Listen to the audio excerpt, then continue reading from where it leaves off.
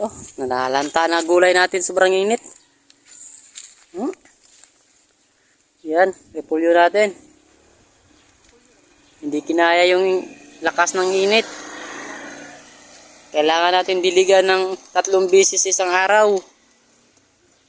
Yan o. Kawawa. Kaya, diniligan ko na. Tanghaling tapat. 1 PM ngayon. Pero didiligan natin to ng maigi. Yan o, ang dami. Kawawa.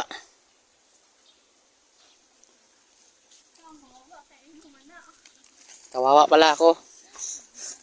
Lantang-lanta. Lakas ng init.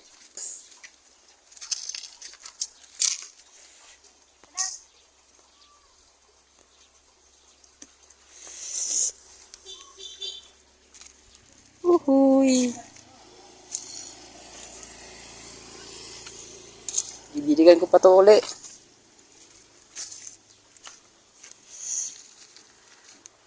Halos lahat ng repolyo natin.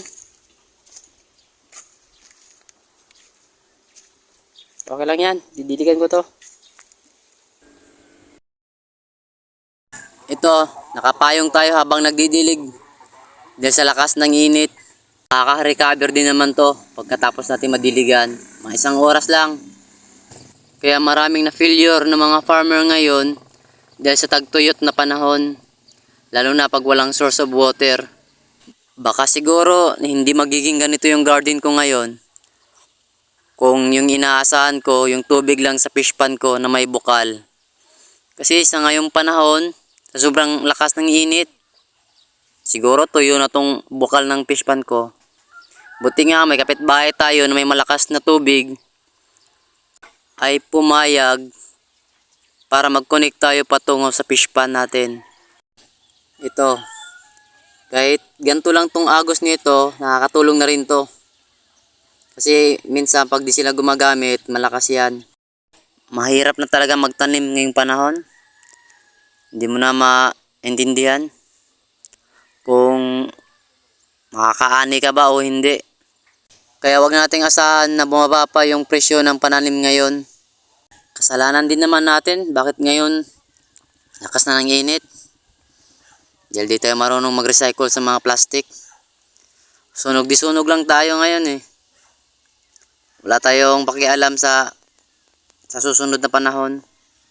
Kaya ngayon, hindi natin maintindihan yung lakas ng init. Halos pwede na magprito ng itlog sa bubong. Ewan ko lang. Diyos na bahala sa ating lahat. Wala na tayong magagawa. Manalangin na lang tayo na sana makayanan natin tong lahat ng pagsubok na dumating sa atin. Pero kung may mga high-tech naman tayo ng mga gamit na pang-agrikultura, marami pang magkaka-interest ng mga farmer na magtanim. Lalo na pagsuportado sa gobyerno. Pero sa ngayon naman, unang layunin ng ating Pangulo ay suportahan yung mga farmers natin. Pero may mali pa rin pagdating sa mga tauhan nila. Kasi yung binibigyan nila, yung may mga malalaking hektarya lang, yun lang ang tinutulungan nila. Binibigyan nila ng fertilizer. Tapos sila lang din yung may insurance. Paano na lang kami yung mga maliliit lang na magsasaka? Tapos kadalasan pa sa may malaking sakahan, hindi na nagtatanim, tumigil na. Pero continue pa rin yung suporta. Aywan ko lang talaga. Dapat kung sino yung nakikita nilang may pananim, yun ang dapat sinusuportahan. Kung baga, to see is to believe.